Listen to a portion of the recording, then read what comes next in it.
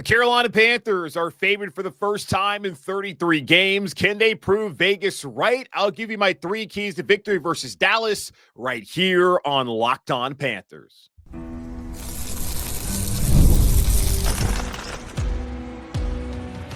You are Locked On Panthers, your daily Carolina Panthers podcast. Part of the Locked On Podcast Network, your team every day. Welcome into another edition of the Locked On Panthers podcast, a part of the Locked On Podcast Network. I'm your host, as always, Julian Council, talking Carolina Panthers with you every Monday, Tuesday, Wednesday, Thursday, and yes, of course, Friday, your team every day. That's our motto here on the Locked On Podcast Network. Thanks for watching the show here on YouTube and listening wherever you listen to your favorite podcast. Be sure to follow me, Julian Council, on Twitter at Julian Council, where for 3 more Wednesdays, I'll be answering your weekly Wednesday mailbag questions. And then once the regular season is over, I'll be here every Friday throughout the offseason answering your weekly Friday mailbag questions. All you got to do after the game on Sunday is either at me or DM me over on Twitter at Julian Council to get your weekly Wednesday mailbag questions in for the show. Today's episode of Locked On Panthers is brought to you by FanDuel. You can start the season with a big return on FanDuel. New customers can place a $5 bet, and you'll get started with $150 in bonus bets if you win your first $5 bet. Visit FanDuel.com to get started today. And as we do on Fridays throughout the entirety of the regular season, it's my 3 keys to victory for the Panthers versus their opponent that Sunday. And this Sunday, it's the 5-8 Dallas Cowboys, who have not been very good this year. Obviously, based off of the record, no Dak Prescott, they have Cooper Rush. And not too long ago, Cowboy fans were saying, at least on social media, give us Cooper Rush, we're done with Dak. And here they are yet again, without no Dak Prescott, head towards not making the playoffs, and a lot of questions about Mike McCarthy and what Jared Jones is going to do this offseason to try and turn things around in 2025 for the Cowboys. As we know, anytime Dallas comes to Charlotte, there's going to be plenty of Cowboy fans in the stands. But they are not going to be favored to win this game on Sunday, as the Panthers are sitting here as 2.5-point favorites. The first time all season long, the first time in 33 games, Panthers are favored to win. So what do they need to do in order to prove Vegas right? Well, I'll tell you right now, my 3 keys to victory. Key number 1, Carolina's been really good on the ground, and they were good last week on the ground. Chuba Hubbard is now over 1,000 yards for the season. They must continue success rushing the ball. Dallas, much like Carolina, is terrible against the run. They're giving up the 3rd most rushing yards so far in the NFL this season. They're 27th in rushing yards per attempt allowed so far this year. Now, the Panthers, the numbers, at least the plain basic stats, don't bear out this is a great offensive rushing attack. They're 22nd in the league in rushing yards. They're 15th in yards per rush attempt. And you would have thought coming in the season, based off of how Chuba played last year, and that he was going to be the number 1 back. Eventually, they're going to get Jonathan Brooks back at some point. We're going to see what kind of role he was going to play. I thought maybe Miles Sanders would step up as that second running back behind Chuba at some point this season. That never happened. And unfortunately, the Panthers lost Brooks for the remainder of the season. They barely even had him anyways, recovering from that torn ACL, and now suffering yet another torn ACL in that same right knee, the second time in 13 months. The run attack has not been nearly, I think, as potent, just based off of those numbers being 22nd in the league in rushing and 15th in yards per attempt.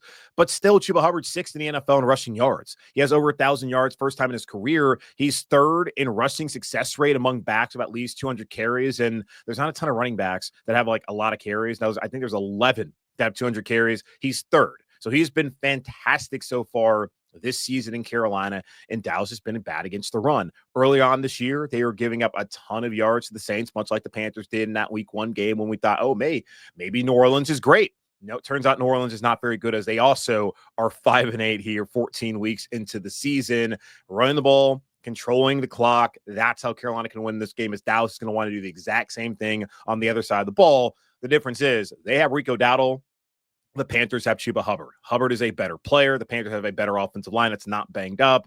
They should be able to run the ball with success throughout this game on Sunday. And yeah, Dallas is probably going to have their own success as well. But either way, Carolina, I think, should have the advantage based off of who they have as their running back compared to who Dallas has as their running back. So continued success on the ground is key number 1. Key number 2, got to keep getting home. And by getting home, getting those sacks. And the Panthers pass rush has come out of nowhere the last 3 weeks. 13 sacks in the last 3 games compared to 12 in the first 10 games of the season.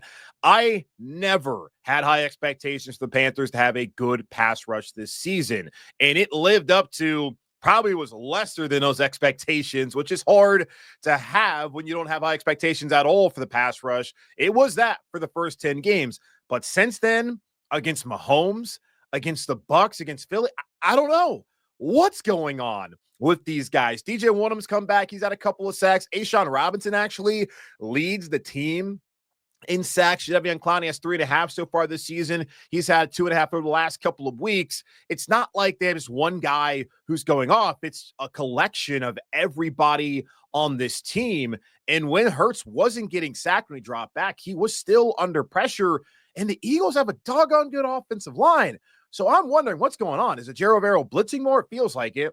I think that was brought up on the broadcast by Mark Sanchez last week in that game against the Eagles, that the Panthers were blitzing more. And you look at the blitz numbers compared to last year, the blitz percentage is actually below what it was a year ago. And it's still not among the top in the NFL. And the Panthers, even with 13 sacks past 3 games, only have 25 this season, which is only 28th in the NFL. So it's not as if they all of a sudden become a top 5 pass rushing unit this season, but still, considering where they were, what the talent level is at edge rusher, expectations that were had, at least by yours truly, they're doing well. And they're still last in pressure percentage at 15.9%. They're last in ESPN's pass rush win rate. They're last in PFS pass rushing stat, but they're getting home the last couple of weeks. And Dallas is getting up 33 sacks so far this season. That's 14th most in the NFL. So it's not like they are one of the worst units, one of the best units. They're right there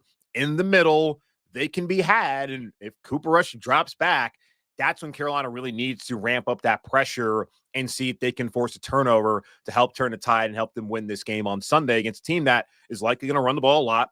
Dallas is, as we talked to Marcus Mosher yesterday on the crossover episode. He talked about Rico Dowdle's had success recently as he's become the lead back there in Dallas. And we know the Panthers have really struggled against the run so far this season. If they get Dallas in some obvious pass rushing or passing situations where, of course, they can send the house, go ahead, do it. Force Cooper Rush in some turnovers, get home, maybe get a strip sack that way. That will help. So key number 2, keep getting home with the sacks, the pass rush they have the last couple of seasons, or last couple of weeks rather. And then number 3, you got to finish. I said this last week, and I'm going to say it again this week. Finish. The Panthers are a Chuba Hubbard fumble and Xavier Legette drop away from being 5-8 and fighting for a division title in the final 4 weeks of the season. And I understand that I came out and said I did not believe this would be a playoff team. Well, we're seeing why I didn't believe it, because they're not holding on to the football in overtime. They're playing it in overtime in a game they had no business being in overtime in the first place against Tampa Bay, who they dominated for 3 quarters. And then after giving up all those yards and points in the fourth quarter, they still took the lead and had the game won, we thought, with 30 seconds left, and could not close out. Legette dropping it, which should have been the tying, potentially go-ahead touchdown based off of whether Eddie Pinheiro would have not missed that extra point, which certainly was not a guarantee he would have made it. But the misses the last couple of weeks, just not finishing, is why Carolina is not 5-8 or maybe even 6-7 in tied with Atlanta and Tampa for the division crown. And I get the sentiment that being 3-10, seeing Bryce Young play well, and sitting there in the top 5 of the draft is appetizing. But as I've said, the Panthers have been sitting there in the top 10 and top 5, and that has not led them to having any sort of success the following couple of seasons. So it would have been nice to actually have closed these games and won for once. And on top of that, had quarterback the Panthers gave up a ton for playing well in those last couple of weeks. The great thing is Bryce is playing well. The Panthers look competitive. They're favored finally. Positive things are being said about them. Positive vibes are being held by all of us, but no one wants to sit here and keep talking about moral victories. This is a team that you can beat. Just don't fumble. Don't drop the ball. And Legette, he said earlier this week that he's going to have surgery on his wrist, and he's not making that as an excuse. And if you're playing, it cannot be an excuse. If you're not able to play, fine. But if you're playing, that cannot be an excuse. He'll get it cleaned up this offseason. But outside of that time, He needs to be making those plays and be holding on to the football. There are no excuses. You can have grace. I understand that. It happens. Come on, man. Got to make those plays. Got to finish against a Dallas Cowboys team that they can absolutely beat. So got to finish. That's key number 3. Key number 2, keep getting home with those sacks. And then key number 1, continue that success on the ground against one of the worst rushing defenses in the NFL. Those are my 3 keys to victory. We'll review these keys to victory on Tuesday as we go back and review the Cowboys-Panthers game from this upcoming Sunday. So the Panthers are 3-10. They're not 5-8. They're not 6-7 like they could have potentially been. They got the Cowboys this week. Cardinals to close up the home slate next week. Then at Tampa and at Atlanta to end the regular season. What record do the Panthers need to have for you to feel good about this team heading into 2025? I'll tell you at least what I think heading into 2025 here in just a moment on Locked On Panthers. Nothing delivers comfort and joy quite like the unrivaled quality and taste of Omaha Steaks. This year, skip the holiday hustle and bustle and save 50% off gourmet gifts site-wide at omahasteaks.com. Plus, get a $30 reward card when you shop early and score an extra $30 off with promo code NFL. With 5 generations of experience, they consistently deliver the world's best steak experience, and the gifting experts at Omaha Steaks have made it easy to deliver the perfect gift with thoughtfully curated gift packages starting at $89.99. From legendary steaks to mouth-watering desserts and more, save 50% off site-wide omahasteaks.com. Plus, our listeners get an extra $30 off with promo code NFL and a $30 reward card when you shop early. That's 50% off at omahasteaks.com and an extra $30 off with promo code NFL. Minimum purchase may apply. The Carolina Panthers have been close the last couple of weeks, taking Kansas City to the wire, tying that game. Then Pat Mahomes doing what he has been doing the last 6 years as he's been the best quarterback in the NFL. And Kansas City has won the Super Bowl 2 years in a row. Then Carolina dominated the Bucs for 3 quarters. Then in that fourth quarter defensively, they gave up a ton. Bucky Irving having 111 yards rushing and receiving in, well, not separately, but together, understand that, on 2 separate drives as the Bucs were able to take the lead. Then Bryce Young took Carolina down the field for the second week in a row, needing a score. This time, a 25-yard touchdown pass to Adam Thielen put the Panthers up by a field goal. And then the Carolina Panthers defense couldn't get off the field. 50-plus yard field goal made by McLaughlin from Tampa Bay. Carolina's defense gets a stop, though, finally in the fourth quarter. Chuba fumbles, and then Tampa able to run that ball down the sideline with Rashad White, kick the field goal. They win on a walk-off. Carolina loses 2 straight games. And then on Sunday, even though they were 12.5-point underdogs, I still felt like against Philadelphia, this team would be competitive, and they were the entirety of the game. Bryce Young seemingly had taken the Panthers 97 yards down the field. The 3rd straight week, he had either tied the game or taken the lead in the final moments, and Xavier Legette could not hold on. So this team clearly is close.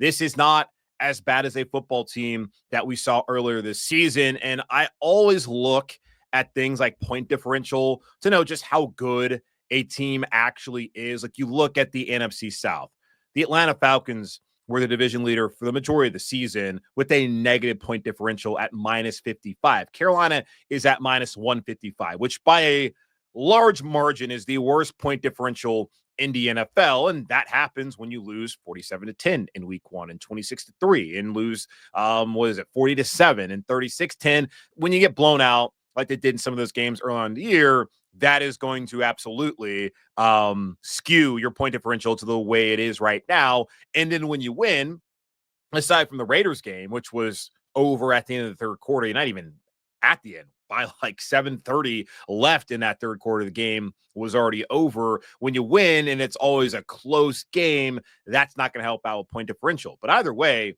Carolina's is deceiving at this point based off of how they played the last couple of weeks. And you're looking at a Dallas Cowboys team, they're -98. And that's not deceiving because that is obviously not a very good football team, and a team that also, like Carolina, when they have a loss, a lot of times they have gotten their doors blown off. But that's changed for the Panthers the last couple of weeks. And because that has changed in the way that Bryce Young in particular has played, showing all the reasons why the Panthers wanted to take him number 1 overall back in April 2023, the confidence that's been built, the leadership that we're seeing in that locker room now, the accuracy, which I guess maybe his completion percentage is still not great, but it's better than what we have been seeing prior to the last month plus here in Carolina. But it is just decisiveness in his decision-making, his ability to get out of the pocket, avoid sacks, and make some of those out of structure plays, which was what he was known for when he was playing under Nick Saban there at Alabama and Tuscaloosa for those couple of seasons where he won the Heisman Trophy and took him to the national title game.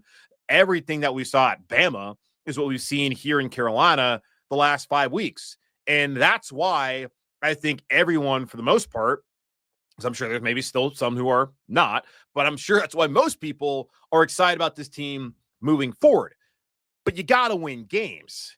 And just talked about it earlier this week, talked about it in the previous segment, that I get where y'all are coming from. Those that are saying, well, yeah, he's playing great, which is awesome, meaning he can come back in 2025. Team can build around him again this offseason, go fix the defense, at least get more talent across the board here in the roster. And they can do that because they're going to have a top 5 pick, at least the way things are trending. I totally understand that, but you cannot ignore the missed opportunities that the Panthers have had the last couple of weeks. And missed opportunities, here I go, sound like Ron Rivera again. They should have won the game on Sunday. I still am skeptical of whether Eddie Pinheiro makes that kick. And if he does make that kick, I'm skeptical about the ability of the defense to get a stop. Now, it's not like Philadelphia had a great day passing the football, but it wouldn't really matter because it's not like Tampa Bay had a great day moving the ball into that fourth quarter when the Panthers defense could not get off the field and could not get the stops necessary, even when Bryce and the offense had gone out there and what we thought won the game. This team should be 5-8. Could possibly be 6-7 based off of the last couple of weeks and how they've played. So you can't ignore how disappointed that is. And I'm not saying that you're not disappointed. You can both understand that what's best for the Panthers may be Bryce Young playing well and them still losing, and then still be disappointed in what's happened the last couple of weeks and not winning those games. Like, they're not mutually exclusive. You can feel both ways. Just for me, someone who's had to sit here the last 4 years and talk about a team that constantly loses, I would have preferred to be able to talk about a team like a couple of years ago in 2022 that turned it around and is right there in the thick of things in the NFC South. And it's not going to be forever that Carolina's going to be able to get off to the poor starts that they've gotten off to the last couple of years and then turn it around and be here in December with an opportunity to win this division. Because eventually someone's going to figure it out. Hopefully it's the Panthers figuring it out, but it could be Atlanta whenever they move on from Kirk Cousins. It could be Tampa, who probably is best positioned to be that team, provided that they're able to stay healthy. And then, I don't really know what's going on in New Orleans. They seem to be the team least likely at this point in time to be the one that figures it out and starts to dominate the division. So we'll see what happens moving forward, but it's a good thing where they sit as far as the quarterback play and the competitiveness that we've seen in the last couple of weeks. Now, looking at it, 4 weeks remaining, you get Dallas at home, Cowboys team that you're favored against, you got to win that game. You get Arizona at home next week. Looking at the Cardinals, they're 6-7. They're 2 games back of the Seahawks for the division. They are right behind also the Rams by a game and a half. It does not look like they're going to win that division unless they win out. So it's a must-win moving forward every single game for the Arizona Cardinals for them to be able to win that division. I don't think the way the NFC North is constructed this year that a wild card team is coming. Maybe, because let's see, you got Philly, Detroit, Tampa, Seattle right now are the division leaders, and you got 3 other teams. Minnesota, Green Bay, 11-2, 9-4. Those 2 teams I would think are going to the playoffs. And it's going to be down to Washington, Los Angeles, and or Seattle, depending on who wins that division. And then Arizona's going to be fighting to get that spot. Atlanta's going to be fighting to get that spot. It's going to be really tough for the Falcons, not the Falcons. Well, yeah, Falcons, but for the Cardinals in order to be able to get that wild card. So they're going to have to win a division. They got to win next week. So that's not going to be an easy game for Carolina. Right now, looking at FanDuel, the Panthers are 4.5-point underdogs at home. At Tampa, after that, a team that you should have beaten, and a team that's going to need to win that game to win a division, because I don't think anybody, especially in this division, is getting in as a wild card based on how things have played out in the North. And then at the Falcons, another team like with the Bucs needs to win the division to get into the playoffs. So they got 3 games after this one against 3 teams that are going to be pretty damn desperate and have to win that in order to make the playoffs. And the Panthers can play spoiler. And who would have thought the Panthers would be in the position to dictate how the division title plays out here in the NFC South and to dictate maybe how the wild card plays out in the NFC as a whole. So win this game and then find a way to win 2 out of the last 3 and get the 3-1 in the final 4-game stretch, triple your win total, something that I talked about with you heading to the season that I felt like this team could do. People ask me, how many games do you think you're going to win? So let's not talk about a record. Let's not say 5-12. Let's not say 6-11. Let's say triple your win total. That sounds a lot better. And to finish out 3-1 after the way this team played against Philly, against Tampa, and against Kansas City, you got to feel pretty good about this team heading into next year because of how Bryce has played and how they were competitive and did not quit at any point this year. And clearly they have gotten better. So for me to feel good about this team heading into next year, and whether they win these games or not, doesn't really matter. As long as the quarterback, Bryce Young, keeps playing the way he's played, that's the most important thing. But as far as just like really being able to have some encouragement and hype, and I don't know if that carries into next season, the momentum we've seen for Detroit, it really has after they started off 0-7 or whatever it was. And since then, they've been red hot and they're the best team in the NFL right now. Maybe it doesn't carry over like that. But as far as just good vibes, finishing off the year 3-1, I mean, 4-0 could be possible. I think 3-1 is probably the realistic number right there. Get to that 6 win total, triple that win total. And I think there's going to be a lot of people excited about what this team could potentially do in 2025. And though there's a long way to go roster wise, but man, hard to argue what they've been able to do the last couple of weeks as far as being competitive and having a chance to win these games against better opponents. And now they have opponents that I think are kind of their peers. They could absolutely beat here in the last 4 weeks. So that's where I stand. Let me know where you stand as far as what would have you encouraged heading into 2025 based off of how this team finishes in the final 4 weeks of the season. We'll take a look at the Week 15 injury report here in just a moment on Locked On Panthers. Maybe today Van Clown looks like he'll be back. Jalen Coker, will he come back? And then linebacker, some questions there. We'll talk about that here in just a moment on Locked On Panthers.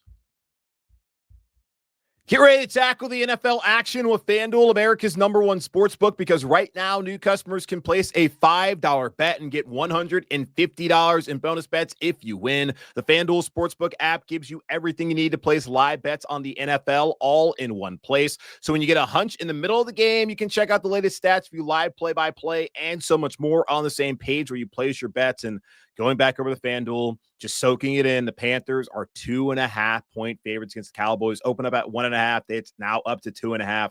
Minus 154 money line. Over-under is still set at 42.5 on Sunday. Just visit FanDuel.com to join today. You'll get started with $150 in bonus bets if you win your first $5 bet. That's FanDuel.com. Never waste a hunch and make every moment more. FanDuel, an official sportsbook partner of the NFL. Let's take a quick look at the injury report for the Panthers heading into Sunday's game, and doing this on Friday afternoon prior to Dave Canales meeting with the media and getting the final injury report from the Panthers. So some of the things that we talked about like last week, and I've had this balancing act when I try to record these shows. Sometimes I've done it after Canales has talked on Fridays. Other times, most times it's been on Friday before. Sometimes I record on Thursday and that's come out on Friday morning, as I traditionally have that the podcast come out in the morning for y'all so you guys can get it going to work. But it's been a little bit different this year, just trying to maybe delay and get some opportunities to hear what Canales has to say before coming up here and talk about the injury report and all of that. So last week, it looked like Jadeveon Clowney was going to play. He had been limited the prior couple of weeks with the knee injury, so I thought he would go. Dave Canales even said on Friday he thought he would go, and he was unable to play on Sunday. Now, looking at it so far this week, did not practice on Wednesday, which has been a pretty common theme. He's listed as not injury related /rest/knee, and then was limited. Well, he was a full participant on Thursday. So it looks like he will be back ready to go on Sunday after missing last week with a knee injury. Trevin Wallace and Josie Jewell both on the injury report, the starting linebackers here in Carolina. Trevin Wallace did not practice on Wednesday or Thursday with a shoulder. So that will be one to monitor if he's not able to go. Looks like Clyde Sherrills would likely be the next man up.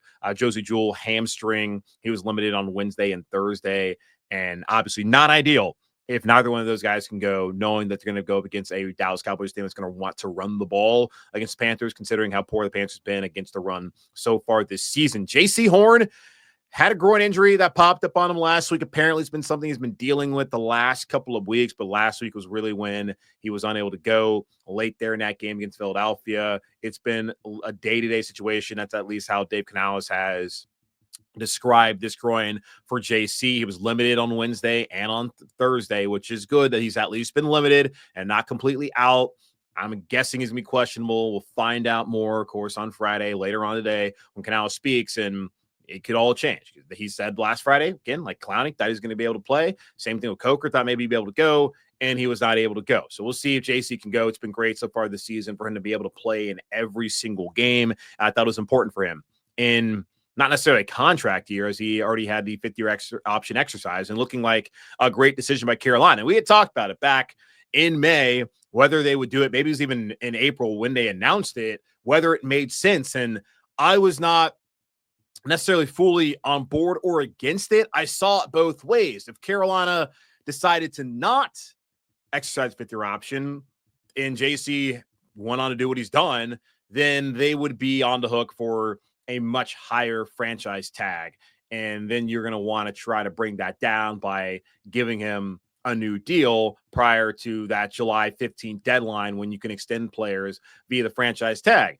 So they say about $8 million by going out there and instead exercising the 5th-year option.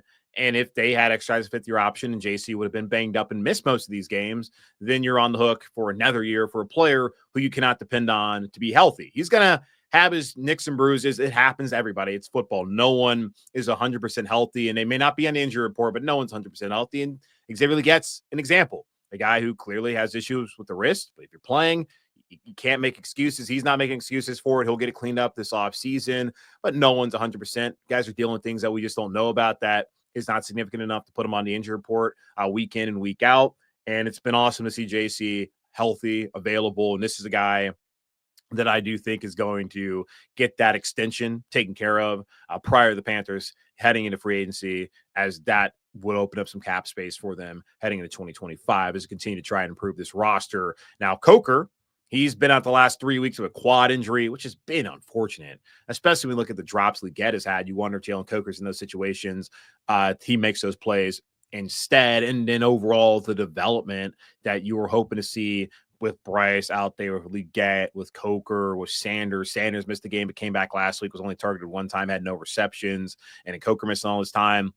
That you hate to see that, hate to lose that, especially against some 3 pretty good playoff teams that they went up against. But 4 weeks left, so 4 weeks left for Coker and Bryce to get on the same page, Coker and Leggett to get on the same page, and well, not Coker and Leggett, but I guess in a way, but Bryce and Leggett, Bryce and JT Sanders as well to get on the same page and continue to develop there, as that hopefully will be that foursome moving forward that you can really depend on in this Panthers offense whenever Jonathan Brooks also gets healthy down the road. And lastly, Raheem Blackshear went out last week with a chest injury. I did not practice on Wednesday, limited on Thursday.